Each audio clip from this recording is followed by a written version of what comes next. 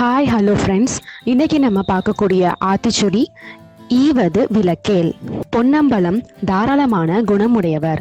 அவர் வீட்டு முற்றத்தில் ஒரு பலாமரம் உயர்ந்து வளர்ந்து நின்றது. அந்த மரத்தில் பல முற்றிய காய்கள் காணப்பட்டன. அந்த ஊரிலே நல்ல தம்பி என்று ஒருவன் இருந்தான். அவன் பொன்னம்பலம் வீட்டுக்கு வந்து, ஐயா, அடுத்த வெள்ளிக்கிழமை அம்மன் கோயிலே ஒரு பொங்கல் செய்ய போகிறேன். தயவு செய்து உங்கள் பலாக்காயில் ஒன்று தாருங்கள். இன்று அல்லது நாளை வெட்டி போட்டால்தான் வெள்ளிக்கிழமைக்கு பழுக்கும். நீங்கள் கேட்கும் பணம் தருகிறேன் என்றான். அம்மன் கோயில் பொங்கலுக்கு என்று கேட்கும்போது பழத்துக்கு பணம் வாங்கக்கூடாது என்று தோன்றியது பொன்னம்பலத்துக்கு. அவர், நல்ல தம்பி, நீ கோயில் பொங்கலுக்கு என்று கேட்கும்போது நான் பணம் வாங்குவது சரியல்ல. உனக்கு விருப்பமான காயை வெட்டி எடுத்துக்கொள். ஆனால் மரத்தில் ஏறும்போது முற்றி இருக்கிற மற்ற காய்களையும் வெட்டி இறக்கிவிடு. அது போதும் எனக்கு என்றார். ஐயா, உங்களுக்கு தங்கமான உள்ளம். இப்போது என்னால் மரத்தில் ஏற முடியாது. நாளை காலை ஒரு ஆளை கூட்டி வந்து முற்றிய காய்களை வெட்டி இறக்கிவிட்டு ஒரு காயை மட்டும் நான் எடுத்துக்கொள்கிறேன் என்று கூறிவிட்டு சென்றான் நல்ல தம்பி.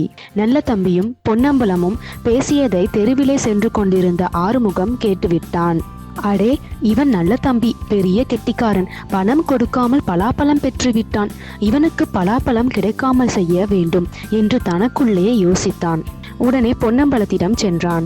ஐயா, நல்ல தம்பியுடைய கதையை நீங்களும் நம்பிவிட்டீர்கள் போலிருக்கு என்று இழுத்தான். பொன்னம்பலம் விளக்கமாக சொல் என்று கேட்டார். அதற்கு ஆறுமுகம், ஐயா, அவன் அம்மனுக்கு பொங்க போகிறேன் என்றதெல்லாம் பொய். இந்த விதமாக பலரிடம் சொல்லி ஏமாற்றி பல பொருட்களை பெற்றிருக்கிறான். ஒரு நாளும் பொங்கவும் இல்லை, பூசை செய்யவும் இல்லை என்று பெரிய பொய்யை சொன்னான். பொன்னம்பலம் தாம் ஏமாந்து விட்டதாக நினைத்தார். நல்ல தம்பி இப்படி பொய் சொல்வான் என்று தான் எதிர்பார்க்கவில்லை என்று புலம்பினார். நாளைக்கு அவன் வரட்டும் என்று சிறிது ஆத்திரத்தோடு கூறினார். ஐயா, அவன் நாளைக்கு வரும் வரைக்கும் பொறுக்க கூடாது. சில நேரம் இரவு வந்து களவாக காய்களை வெட்ட பார்த்தாலும் பார்ப்பான். நானே இப்போது முற்றிய காய்களை வெட்டி இறக்கி தருகிறேன். ஒரு நீளமான கயிறு எடுத்து வாருங்கள் என்று நயமாக கூறினான் ஆறுமுகம். பொன்னம்பலத்துக்கும் ஆறுமுகம் கூறுவது சரி போல் பட்டது.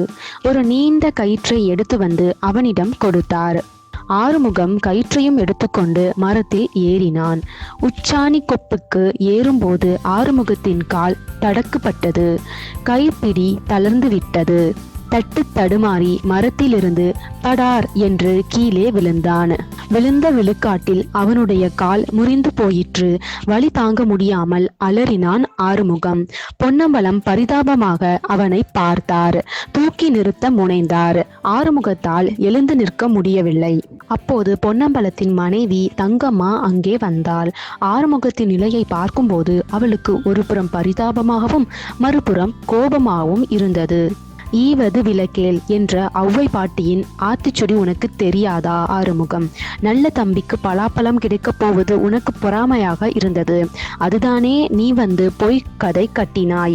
இப்போது உனக்கு நடந்ததை பார்த்தாயா? ஒருவர் மனமு வந்து கொடுப்பதை தடுக்க கூடாது. தடுத்தால் துன்பம்தான் வரும் என்றாள். ஆறுமுகம் தன் பிள்ளைக்கு மன்னிப்பு கேட்டான். பொன்னம்பலம் அவனை வைத்தியரிடம் அழைத்து செல்ல வண்டி ஒழுங்கு செய்ய புறப்பட்டார். ஈவது கரவேல், ஒருவருக்கு கொடுப்பதை தடுக்க கூடாது. அடுத்த ஸ்டோரியுடன் ஜேம்ஸ் ஸ்டோரி ஷாப். தேங்க்யூ.